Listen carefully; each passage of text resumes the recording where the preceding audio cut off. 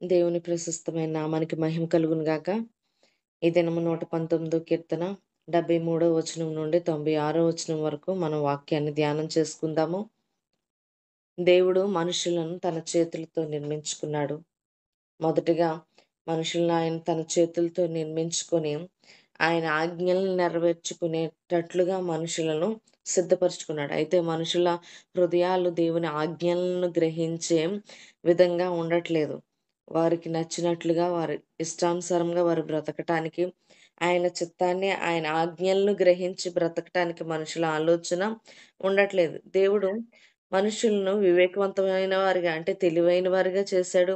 పవిత్రమైన వారిగా జీవించాలని, అలా గడపాలని దేవుడు చేశాడు. కానీ అజ్ఞానంతో, విధేయతతో ఉండేందుకు కాదు దేవుడు తయారు చేసింది. చాలా తెలివైన వారిగా, జ్ఞానవంతులుగా, పవిత్రంగా, చెడిపోకుండా చెడ్డవారిగా ఉండేందుకే దేవుడు మనుషులను తయారు చేశాడు. వారి జీవితాలను తయారు చేశాడు. అయితే మనుషులు జ్ఞానవంతులుగా ఉండకుండా, తెలివైన వారిగా ఉండకుండా, దేవుడిచ్చిన ఆజ్ఞల ప్రకారంగా ఉండకుండా, వారు అవిధేయత కలిగిన వారిగా, మాట వినని వారిగా, అజ్ఞానంగా ఉన్నవారిగా వారు ఉంటూ ఉన్నారు. ఏ తెలివి తక్కువ వాడైనా పాపం చేయగలడు గాని, చూడండి చాలామంది సరిగా బుర్ర పని చేయదు. బయట తిరుగుతూ ఉంటారు. రోడ్లాంట తిరుగుతూ ఉంటారు. వాళ్ళేం జేస్తారు? సిగరెట్లు కాలుతూ ఉంటారు. మందు తాగుతూ ఉంటారు. వాళ్ళ వస్త్రధారణ సరిగా ఉండదు. పిచ్చి పిచ్చిగా ఉంటూ ఉంటది. ఈ తెలివి తక్కువైన వాళ్ళు పాపం చేయగలరు. ఎందుకంటే హ్మ్. వాళ్ళు అబద్ధాలైనా ఆడగలరు. బూతులైనా ఆడగలరు. ఏమైనా చేయగలరు. కానీ పవిత్రంగా బ్రతకడం అంటే కేవలం దేవుని ద్వారా మాత్రమే, దేవుని వాక్యాన్ని గ్రహించిన వారు మాత్రమే పవిత్రంగా బ్రతకగలరు. తెలివి తక్కువగా బ్రతకాలి, తెలివిగా బ్రతకాలి అంటే దేవుని వాక్యాన్ని గ్రహించుకొని తెలివిగా బ్రతకగలం. తెలివి తక్కువ వారు ఏ విధమైన పాపమైనా చేయగలరు. మనం అనుకుంటాము తెలివైన వారే పాపం చేస్తారని. వాళ్ళు తెలివైన వారు కాబట్టి ఆ పాపం నుంచి బయటపడడానికి తెలివైన వారే పాపాలు చేస్తారని. లేదు, పాపం చేయడానికి తెలివైన వారే అవసరం లేదు. తెలివి తక్కువ వారైనా పాపం చేయొచ్చు. కానీ పవిత్రంగా బ్రతకాలంటే కేవలం అది దేవుని వాక్యం ద్వారా మాత్రమే బ్రతకగలం. దేవుని మాటలను గ్రహించి ఆ మాటల ప్రకారంగా బ్రతకాలనుకున్న వారు మాత్రమే, ఆ మాటల ప్రకారం బ్రతకాలనుకున్న వాళ్ళు మాత్రమే గ్రహింపు అవసరం. వారి జీవితానికి ఒక గ్రహింపు అవసరం. పాపం నుంచి విడిపించబడాలన్నా, లేకపోతే లోకంలో మంచి పేరు సంపాదించుకోవాలన్నా, లోకంలో దేవునికి దేవుని చిత్తానుసారంగా బ్రతకాలన్నా సరే, వారికి దేవుని వాక్యం ఎంతో అవసరమై ఉంది. దేవుడు ఆరంభించిన పనిని పూర్తి చేయాల్సిన అవసరము ఎంతగానో ఉంది మనకు. దేవుడు ఆయన ఆరంభించింది ఏమనంటే పవిత్రంగా మనుషులను బ్రతకమని మనుషులను దేవుడు సిద్ధపరిచాడు. మంచిగా బ్రతకమని దేవుడు సిద్ధపరిచాడు. కల్మషంతోనూ, కపటంతోనూ బ్రతకమని దేవుడు మనలను చేయలేదు కానీ, మనుషులను చేయలేదు కానీ, ఆయన తన ఒక మంచి నిర్మాణాన్ని నిర్మించాడు. ఎందుకంటే మనుషులు మంచివారిగా ఉంటారని, గొప్పవారిగా మార్చబడతారని, దేవునితో ప్రతిదినము మాట్లాడేవారిగా, దేవునితో సహవాసం చేసేవారిగా, నీతి న్యాయాలను అనుసరించి నడుచుకునేవారిగా ఉండాలని, దేవుని స్తుతించేవారిగా ఉండాలని దేవుడు మనుషులను చేస్తే, మనుషులు మాత్రము వారికి నచ్చినట్లుగా వారు బ్రతుకుతూ దేవునికి అయిష్టమైన బ్రతుకుతూ ఉన్నారు.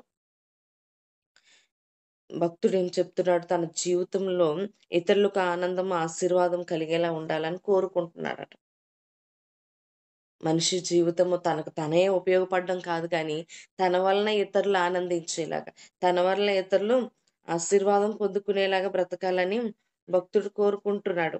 మరి నువ్వు కోరుకుంటున్నావా? నీ జీవితం వల్ల ఇతరులు దీవించబడాలి. నీ జీవితం వల్ల ఇతరులు సంతోషించాలి.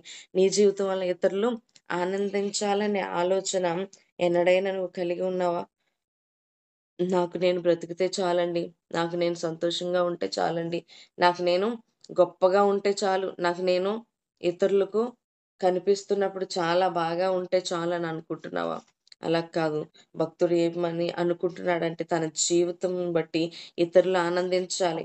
తన జీవితాన్ని బట్టి ఇతరులు సంతోషించాలని కోరుకుంటున్నాడు. తన ప్రజల విషయంలో దేవుడు ఒక నిర్ణయాన్ని ఎప్పుడు ఆయన తీసుకునే నిర్ణయాలు మితిమీరే విధంగా అంటే మీరిపోయేటంత శ్రమలు మనుషులకు దేవుడు పెట్టడు. మీరిపోయేటంత కష్టాలు, బాధలకు దేవుడు మనుషులను అప్పగించడు.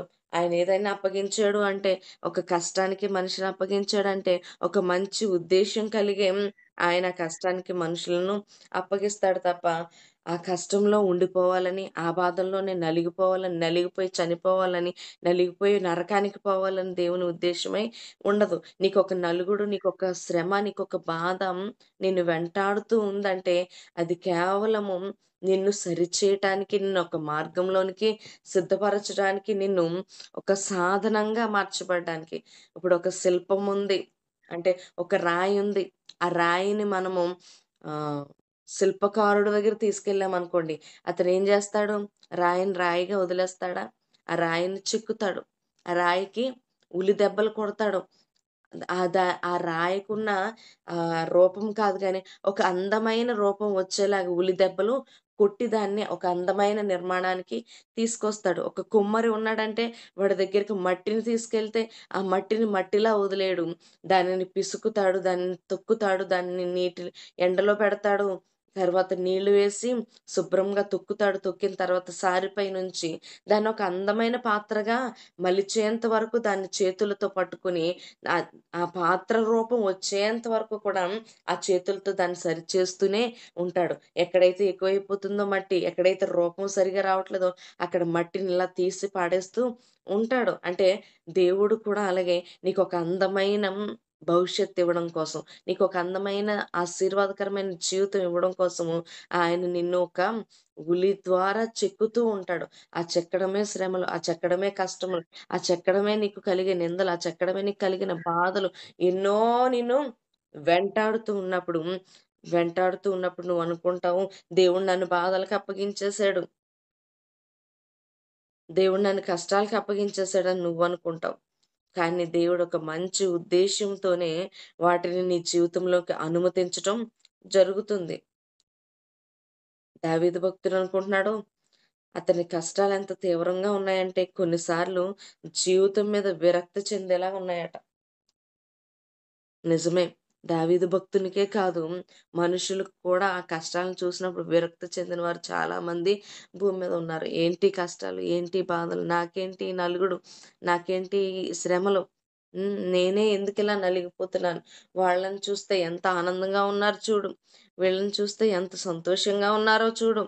నేనే ఎందుకిలా అయిపోతున్నానని విరక్తిని కలిగి విరక్తిని కలిగి, బాధను కలిగి మనుషులు జీవిస్తుంటారు. ఆ విరక్తిలో దేవుడిని విడిచిపెట్టేసేవారు చాలా మందున్నారు. ఆ విరక్తిలో భూమి మీద నుండి ప్రాణాలను ప్రాణాన్ని తీసేసుకున్నవారు చాలా మందున్నారు. విరక్తి కలిగి బ్రతుకుతూ, ఆ బ్రతుకెందుకులే నాకింక ఈ బ్రతుకెందుకులే అని వారు తీసుకోకూడని నిర్ణయాలు తీసుకున్నవారు కూడా చాలా మంది భూమి మీద ఉన్నారు. ఈ తీవ్రమైన కష్టాలను బట్టి నువ్వు విరక్తి చెందిపోవద్దు గాని, దేవుని కనికరం మాత్రము ప్రాణాన్ని నిలబెడతదని భావించు. ఆ కష్టాలన్నిటినీ అతనికి ఆనందంగా దేవుడు మార్చేశాడు దావీదు భక్తునికి. నీ ప్రాణం నిలబెట్టాలి, నీ ప్రాణం బాగు చేయాలంటే అది దేవుని చేతిలో ఉన్నది. దేవుని చేతుల్లో మాత్రమే ఉన్నది. భక్తుడు చెప్పినట్లు దేవుని వాక్యాన్ని మనము పాటించగలిగినట్లయితే ఆనందము నీ సొంతమవుతుంది. ఆనందాన్ని నువ్వు పొందుకోగలుగుతావు. లేకపోతే ఆనందం నీకు దూరం అవుతుంది. దేవుడు మనల్ని ప్రాణాలతో ఉంచాలని అనుకుంటాడు తప్ప ప్రాణాలను తీసేసుకోవాలని అనుకోడు. లేకపోతే ఆయన కృప మనకు తోడుగా లేకపోతే, ఆయన ఆజ్ఞలను పాటించేవారుగా మనం లేకపోతే ప్రాణాలతో ఉండడం చాలా కష్టమే. వ్యతిరేకమైన పాపం చేస్తూ దేవునికి నచ్చని క్రియలు చేస్తున్న మనుష్యులను దేవుడు ఎంతగానో ప్రేమిస్తూ ఉన్నాడు. ఎంతగానో ఆదరిస్తూ ఉన్నాడు. ఎంతగానో ధైర్యపరుస్తున్నాడు. ఆయన తన హక్కున వారిని చేర్చుకుంటూ ఉన్నాడు. లేకపోతే ఈ దినాన మనుషులు ప్రాణాలతో ఉండదగిన వారు కాదు. వారు చేసే క్రియలు దేవునికి ఎంతో అయిష్టమైన క్రియలు చేస్తూ ఉంటారు. అలా దేవుడు కోపగిస్తే, అలా దేవుడు ఒకవేళ మనుషులను చూసినట్లయితే ఏ మనిషి కూడా ప్రాణాలతో ఉండదగిన వారు కాదు. గొప్ప హింసల్లో, చిక్కుల్లో భక్తునికి తన పక్షంగా దేవుడు కార్యం చేయాలని ఆశిస్తూ ఉన్నాడు. దావీదు భక్తుడు తనకు కలిగిన హింసల్లో, కష్టాల్లో దేవుడు నా పక్షాన ఉంటే బాగుండు, దేవుడు నా పక్షాన కార్యం చేస్తే బాగుండు. నిజమే, ఏదైనా అనుకోలేని పరిస్థితులు, ఏదైనా చాలా ఇబ్బందికరమైన పరిస్థితులు నిన్ను వెంటాడినప్పుడు నీ హృదయం ఏమనిపిస్తుంది? దేవుడు నాకు పక్షాన ఉంటే బాగుండు. ఎంతమంది దగ్గరికి వెళ్ళినా, ఎంతమంది మనుషులు నా పక్షాన ఉన్నా నాకు న్యాయం తీర్చబడట్లేదు. నా చుట్టూ ఎంతోమంది కుటుంబం ఉన్నారు, నా చుట్టూ ఎంతోమంది మనుషులు నాకు అవసరం అనేటప్పుడు పరుగెత్తుకొని వస్తున్నారు, కానీ ఎవరో నాకు న్యాయం చేయట్లేదు. ఎవరి వలన నాకు కార్యం జరగట్లేదు, కానీ దేవుని వల్ల మాత్రమే నాకు కార్యం జరుగుతుంది అని నీవు ఆశించినట్లయితే ఖచ్చితంగా దేవుని వలన ఆ హింసల్లో, ఆ చిక్కుల్లో దేవుడు నిన్ను విడిపిస్తాడు. ఆయన వాక్యాన్ని, ఆయనపై నువ్వు నమ్మకాన్ని ఉంచుకున్నట్లయితే, దాన్ని దేవుడు నెరవేర్చడం కోసం ఎదురు చూసినట్లయితే ఖచ్చితంగా దేవుడు నెరవేరుస్తాడు. భక్తుడు ఆ హింసల్లో తనను తాను గుడారంలో వేలాడుతున్న పాతబడిన, పొగకు చూరిపోయిన, వేడికి ముడతలు పడిపోయిన ద్రాక్ష తిత్తును పోల్చుకుంటున్నాడు. ఆ దినాల్లో ద్రాక్ష తిత్తులు అధికంగా వాడేవారు. అది వారుండే గుడారంలో పొగ కట అది ముడుచుకుపోయిందంట, పాతగిల్లిపోయిందంట, వేడికి అది బాగా దగ్గరికి మాడిపోయిందంట. అలాగైపోయింది నా బ్రతుకు అని కీర్తనకారుడు పోల్చుకుంటూ ఉన్నాడు. ఎంతగా నీ బ్రతుకు మారిపోయినా, ఎంతగా నీ బ్రతుకు నలిగిపోయినా, లేకపోతే చితికిపోయినా, పాతగిల్లిపోయినా, ఎందుకు పనికిరాదన్నట్లుగా మార్చబడిపోయిన నీ బ్రతుకులో దేవుడు ఏం చేస్తాడు? నీకు మేలు చేయ ఆరంభిస్తున్నాడు. మేలు చేయ ఆయన ఉద్దేశిస్తున్నాడు. ఎందుకంటే నువ్వు ఆయన నమ్ముకుని ఉన్నావు గనుక, ఆయన నమ్ముకుని ఉన్నావు, ఆయన నీ పట్ల కార్యాలు చేయాలని ఆశతో ఎదురు చూస్తూ ఉన్నావు. అందుకే దేవుడు నీ పక్షాన నిలబడి నీకు కార్యాలు చేయాలని దేవుడు అనుకుంటూ ఉన్నాడు. అయితే నువ్వు ఎలా ఉండాలి తెలుసా? పాము వలె తెలివిగా ఉండాలి. పాములాగా తెలివిగా ఉండి, పావురంలాగా హాని చేయకుండా ఉండాలి. పాము ఎంత తెలివిగా ఉంటుందండి!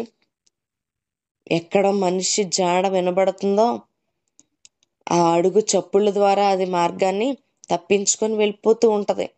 మనకు చిక్కడానికి అది అసలు ఎట్టి పరిస్థితుల్లో చిక్కదు అది. నీవు కూడా అలాగనే చిక్కకు. అపవాది చేతులకు చిక్కొద్దు, దుష్టుని చేతులకు నువ్వు చిక్కబడొద్దు. దుష్టుని చేతుల నుండి నువ్వు విడిపింపబడాలి అంటే, అపవాది చేతుల నుండి నువ్వు తప్పించబడాలి అంటే నువ్వు ఎలా ఉండాలి? పాములాగా వివేకం కలిగిన దానిగా నువ్వు ఉండాలి. పావురం వలె హాని చేసేదానిగా ఉండకూడదు. పావురం అసలు హాని చేయదు, అలాగే నువ్వు కూడా హాని చేసేవాడిగా ఉండకూడదు. హింసలు, కష్టాలు మనుషులకి దేవుడు దూరం చేస్తాడు. అయితే దేవుని పైన అసలైన నమ్మకము నీకుందా? భక్తుడు అడుగుతున్నాడు, నిజమైన నమ్మకం దేవుడి మీద నీకుందా?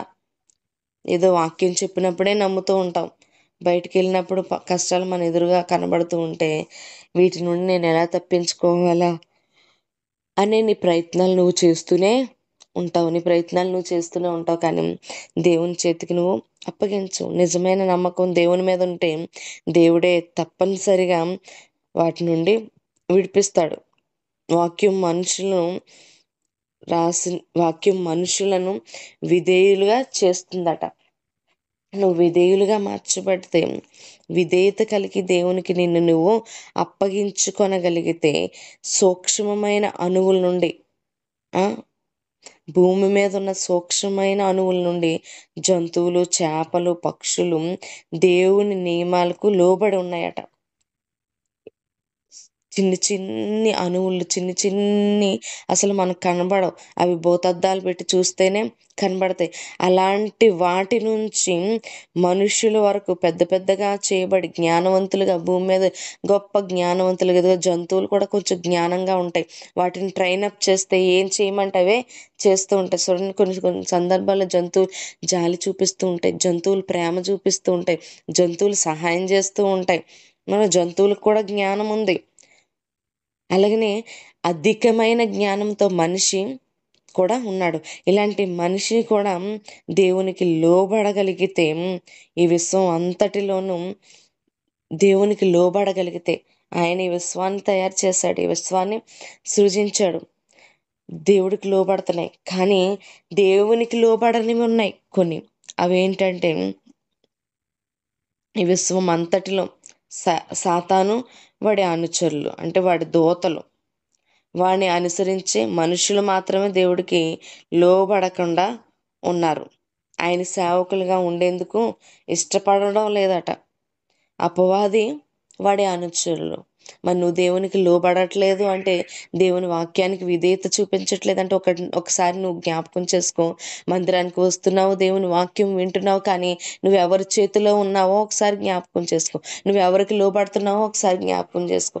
ఎవరికి విధేయత చూపిస్తున్నావో ఒకసారి జ్ఞాపకం చేసుకో. దేవుడి ధనాన్నితో మాట్లాడుతున్నాడు. చాలామంది మనుషులు దేనికి లోబడుతూ ఉన్నారంటే, త్రాగుడుకు బానిసలైపోతున్నారు, తాగుడుకు లోబడిపోతున్నారు, తిరుగుడుకు లోబడిపోతున్నారు, సిగరెట్లకు, పేకాటకు, కోడి పందాలకు, వారి ఇష్టానుసారమైన బ్రతుకులకు వారు లోబడిపోతూ ఉన్నారు. వాటికి లోనైపోతున్నారు, వాటికి బానిసలైపోతూ ఉన్నారు. కానీ దేవునికి లోబడే ప్రజలుగా ఎవరు ఉండట్లేదు. నిన్ను బానిసలు చేసుకునే వాటికి నువ్వు బానిసవైపోతూ ఉన్నావు. కానీ నీవు అధికారం చెలాయించి నీవు వాటిపైన ఒక అధికారిగా నిలబడడానికి మాత్రం నువ్వు ముందుకు రావట్లేదు. నిన్ను లొంగ తీసుకునే వాటికి లోనైపోతున్నావు. అపవాది నిన్ను లొంగ తీసుకుంటున్నాడు. నువ్వు సినిమాలకు వెళ్ళు, షికారులకు వెళ్ళి ఇష్టానుసారంగా తిరుగు, ఇష్టానుసారంగా ఎవరికి నచ్చినట్లు వారితో నువ్వు తిరుగుతూ ఉండని నిన్ను ప్రేరేపిస్తున్న అపవాది వాడి అనుచరులకే నువ్వు లోబడుతున్నావు. కానీ దేవుని వాక్యానికి, ఈ సర్వ సృష్టిని చేసిన దేవునికి నువ్వు లోబడతలేదు. దేవుడి సృష్టిని అంతా చేశాడు ఆయన. ఈ సృష్టిలో ఉన్న వాటిని ఆయన చేశాడు. అలాంటి సృష్టికర్త అయిన దేవునికి నువ్వు లోబడక, ఎందుకు పనికిరాని వాటికి లోబడి నీ బ్రతుకును నాశనము చేసేసుకుంటున్నావు. నీ బ్రతుకులో ఆనందాన్ని దూరం చేసేసుకుంటున్నావు, నీ బ్రతుకులో సంతోషాన్ని దూరం చేసేసుకుంటున్నావు, విలువను పోగొట్టేసుకుంటున్నావు, గౌరవం, సమాజంలో గౌరవాన్ని పోగొట్టుకుంటున్నావు, మంచి పేరును పోగొట్టుకుంటున్నావు. సమాజంలో నీకున్న ఆ మంచి పేరు, ఆ ప్రేమను చూపించే మనుషులకు దూరంగా నువ్వు బ్రతకాల్సిన అవసరం వస్తుంది. ఒంటరి బ్రతుకు అయిపోతుంది నీది, ఒంటరి జీవితము అయిపోతుంది నీది. ఎందుకంటే నువ్వు దేవునికి లోబడక నిన్ను బానిసత్వంలోనికి లొంగ తీసుకునే వాటికి నువ్వు బానిస అయిపోతున్నావు. కొంతమంది టీవీకి బానిసలు అయిపోతుంటారు, కొంతమంది సీరియల్కి బానిసలు అయిపోతుంటారు, కొంతమంది టీకి బానిసలు అయిపోతారు. ఈ టీ ఇంట్లో లేదంటే పక్కింటోళ్ళనైనా అడిగి తాగేస్తూ ఉంటారు. ఎందుకంటే టీని వారు జయించలేకపోతున్నారు. ఈ టైంలో టీ పడకపోతేనండి నాకు ఏదోలా అయిపోద్దండి, ఏదేమైనా టీయా తాగేయాల అంటే అది కూడా నిన్ను లొంగ తీసుకుంటుంది. కానీ నువ్వు మాత్రం దాన్ని ఎదిరించడానికి, దాన్ని నువ్వు పక్కకు వెళ్ళు అని నువ్వు ఏలుబడి చేయాలి. కానీ అవి నిన్ను ఏలుబడి చేస్తూ ఉన్నాయి. నువ్వు వాటికి బానిసలు అయిపోతున్నావు, నువ్వు వాటికి లోబడిపోతున్నావు. దేవుడు చెప్తున్నాడు, దేనికి లోబడాలి? దేవునికి నువ్వు లోబడాలి, అంతే తప్ప నిన్ను బానిసగా చేసి నిన్ను ఆడించే వాటికి నువ్వు లోబడకూడదు. ఎందుకంటే అదంతా అపవాది పెట్టేది. కొంతమంది అబద్ధాలకు బానిసలు అయిపోతూ ఉంటారండి, కొంతమంది దొంగతనాలకు బానిసలు అయిపోతుంటారు. ఎక్కడ ఏది చూసినా టక్కని పక్కన చెంగులోకి మూసేస్తూ ఉంటారు, ప్యాంట్లోకి తోసేస్తూ ఉంటారు. అంటే వీరు దొంగతనానికి బానిసలు. ఆ బానిసత్వం నుండి వీరు బయటికి రాలేరు. అలా ఎడిట్ అయిపోతూ ఉంటారు. అది నిన్ను ఏలుతుంది నువ్వు ఎడిట్ అయిపోతే. కానీ దేవునికి నువ్వు లోబడి, ఆయన నియమాలకు, ఆయన కట్టడలకు నువ్వు లోబడగలిగితే దేవుడు గొప్పగా నిన్ను ఆశీర్వదించబోతున్నాడు. విశ్వాసులు దేవునికి చెందినవారు. మనం ఎవరమాట? దేవునికి చెందినవారు. ఆయన స్వరక్తం ఇచ్చి మనలను కొన్నాడు. ఆయన వారి సొత్తు. ఆయన వారిని సృష్టించాడు, వారిని ఎన్నుకున్నాడు, వారిని విమోచించాడు, నూతనమైన జీవంతో నింపాలనుకుంటున్నాడు, శాశ్వతంగా తన వారిగా చేసుకోవాలనుకుంటున్నాడు. దేవునికి లోబడ్డాన్ని బట్టి దేవునికి చెందిన వారమని రుజువు చేయబడతాం. దేవుని భక్తుడు ప్రార్థిస్తున్నాడు, విశ్వాసులు అయిన మనం కూడా అలాగా చేయాలి. దేవునికి లోబడాలి. ఎందుకంటే ఆయనే మనల్ని సృష్టించాడు, ఆయనే మనల్ని చేసుకున్నాడు. ఆయన సొత్తుగా మనము మార్చబడాలి. దావీదు భక్తుడు ఇలాంటి ప్రార్థన చేశాడు. ఏమని? నేను నీకు లోబడే విధంగా నన్ను మలుచుకొని ఆయన, ఎన్ని కష్టాలు వచ్చినా నన్ను నీకు దగ్గర చేసుకో. నేను నీకు దగ్గర అవ్వాలని ఆశపడుతున్నాను, నీకు దూరం అవ్వాలని నేను అనుకోవట్లేదు. ఎందుకంటే నీవు నన్ను విమోచించావు, విడిపించావు, ఎన్నుకున్నావు, నూతనంగా నన్ను మలుచుకున్నావు, శాశ్వతంగా నేను నీ వాడిగా ఉండాలని అనుకుంటున్నానని దేవుని దగ్గర మోకరించి ప్రార్థన చేస్తున్నాడు భక్తుడు. ఇలాంటి ప్రార్థన నీవు కూడా చేయి. ఇలాంటి ప్రార్థన ఎంతో అవసరం. ఇలాంటి ప్రార్థన చేశారు అంటే వారు నిజమైన విశ్వాసులని మనం గ్రహించవచ్చు. ఎందుకంటే దేవునికి లోబడాలనే తలంపు కలిగిన వారే దేవునికి ఇష్టమైన వారిగా మార్చబడతారు. అయితే నీవు దేవునికి లోబడు, దేవునికి విధేయత కలిగిన వారిగా ఉండు. దేవుడి మాటల ద్వారా నిన్ను బలపరచునుగాక. ఆమేన్.